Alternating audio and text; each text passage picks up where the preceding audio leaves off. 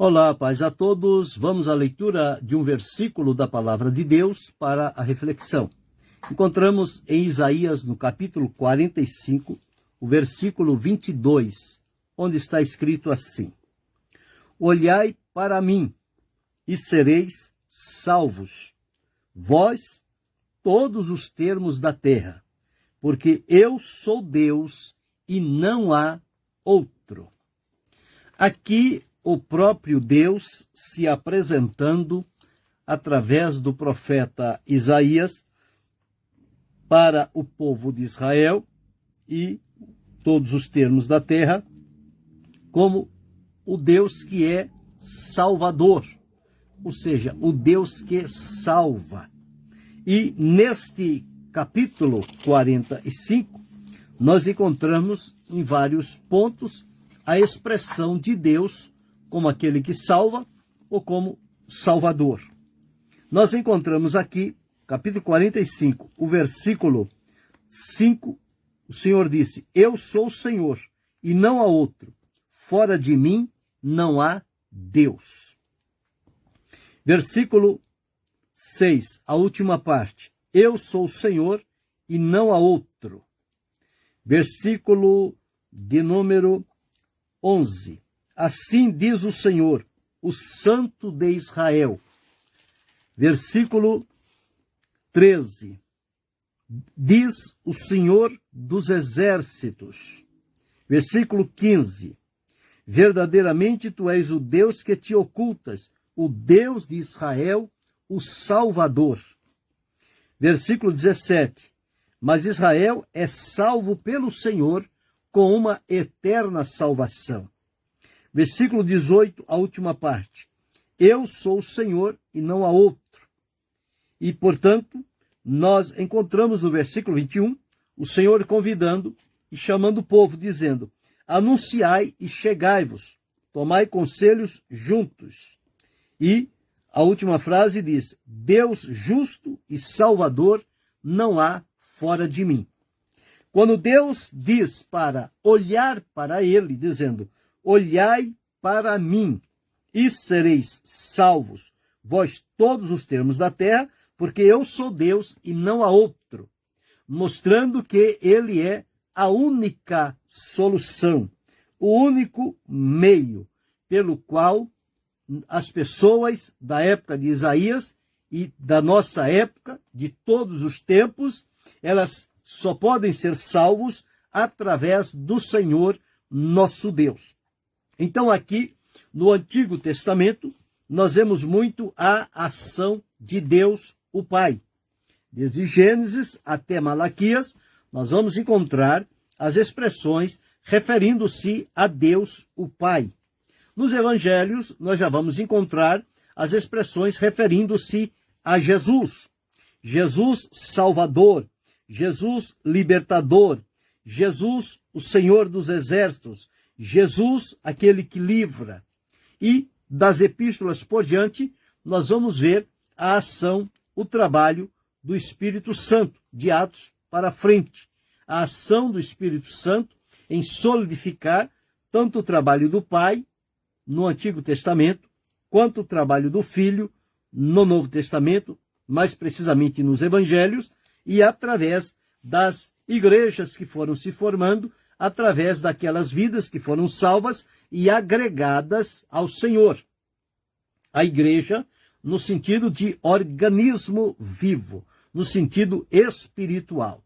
Esta igreja, edificada por Jesus, ela não é dividida por paredes, ela não é dividida por doutrinas e ensinamentos ou tradições, ela não é dividida por qualquer credo ou tipo de coisa. Essa igreja é una, ela é única, ela é completa, ela é verdadeira, ela é espiritual. Então ela não está sujeita a limitações. Ela está fundada e fundamentada em Jesus Cristo, o fundador da igreja. O único que é proprietário da igreja é Jesus. Ele disse: edificarei a minha. Então não é sua, não é nossa, não é minha, é dele. A igreja é de Jesus. As denominações são dos homens, criação deles. Porque cada um coloca lá, quem é o fundador dessa denominação? Ah, é o Antônio, é o João, é o José, é o Paulo, é o Manuel. Mas ele não é o fundador da igreja. O fundador da igreja chama-se Jesus Cristo. Jesus Cristo. E esta igreja é o organismo vivo. A igreja, como organização, tem os nomes que são os proprietários, são os donos dela. Porém, ele muitas das vezes mais atrapalham do que ajudam o povo a servir a Deus com liberdade e integridade na presença do Senhor. Mas aqui o que Deus está dizendo através do profeta Isaías é: olhai para mim e sereis salvos. Então, através de um olhar para o Senhor, nós recebemos dele a salvação. Para onde nós estamos olhando? Para onde você está olhando? Porque para onde os nossos olhos se focam e se dirigem, o lugar para onde estamos olhando é algo que certamente desperta o nosso coração e cria em nós o desejo e o interesse de estarmos focados naquilo para que os nossos olhos estão vendo. Os olhos da mulher de Ló estavam voltados para Sodoma e Gomorra, e ela pereceu. Os olhos daqueles que olham para trás, eles são reprovados do Senhor. Os olhos daqueles que se ocupam com as coisas deste mundo não estão aptos para servir a Deus no seu reino. Então, para onde estão os nossos olhos? Por que razão o Senhor chamaria a atenção do povo dizendo: olhai para mim? Isso nós entendemos que eles estão e estavam à época olhando para várias direções. E foi preciso que Deus os chamasse para olhar para um único lugar, olhar para ele, olhai para mim, diz o Senhor. Paulo, quando converteu-se a Cristo, alcançado por Jesus, ele disse: eu faço uma única coisa. Eu não me preocupo com tantas coisas. Minha única coisa é, esquecendo-me das coisas que atrás ficam, prossigo para o alvo, pelo prêmio da soberana vocação de Deus em Cristo Jesus. Agora aqui, nós encontramos Deus chamando o povo e dizendo: olhai para mim e sereis salvos. Existem pessoas que estão olhando unicamente para si e, portanto, não desfrutam de salvação. Existem aqueles outros que estão olhando para os ídolos, tentando encontrar neles algum direcionamento, alguma segurança, mas também os ídolos não têm este poder para ajudar as pessoas. Eles precisam ser carregados. Outros estão olhando para a filosofia. Qual é a filosofia do momento? E eles estão se apegando a elas. O coração está ficando enlaçado com estas coisas. Outros estão olhando para a política. E a política é a arte de bem administrar. Mas quando ela está misturada com a corrupção, com a violência, com a maldade, ela se torna suja, ela se torna perniciosa. E, portanto, há muitos que estão com seus olhares voltados para a política. Portanto, a política não pode salvar, a filosofia não pode salvar, a idolatria, os ídolos não podem salvar, e a pessoa não pode se auto-salvar, salvar-se a si mesma. Há outros que estão olhando para a religião, e a religião em si, ela não tem o poder de salvar. Ela só tem o poder de agregar as pessoas em determinadas crenças que eles estabelecem conforme a sua tradição e acham que aquilo é tudo que a pessoa precisa, como que se fosse uma camisa de força. E outros estão olhando para as denominações. E olha para esta, olha para aquela outra, não se satisfaz aqui, não se satisfaz ali, não se satisfaz acolá, porque nas denominações não há unidade, não há comunhão, não há nada que possa trazer alento e alegria ao espírito. Mas a comunhão com Deus, esta sim. Com Deus, tudo vai bem. O que não vai é para onde os nossos olhos estão voltados. Se os nossos olhos, como disse o salmista, os nossos olhos estão postos em ti, o nosso coração espera somente em ti. Então vamos à frente, vamos ser abençoados e protegidos. Quando eu encontro aqui Deus dizendo, através do profeta Isaías, olhai para mim e sereis salvos. Esta palavra salvo, salvar, no sentido grego, ela traz algumas definições. O grego amplia a significação do termo salvar, ser salvo. Então nós já encontramos aqui que Deus disse que ele é um Deus salvador. Então é o Deus que salva. Então, Deus justo e salvador.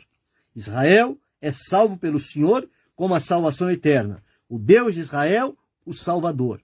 Quando ele diz, olhai para mim, sereis salvos, é porque ele é o Salvador, o Deus Salvador.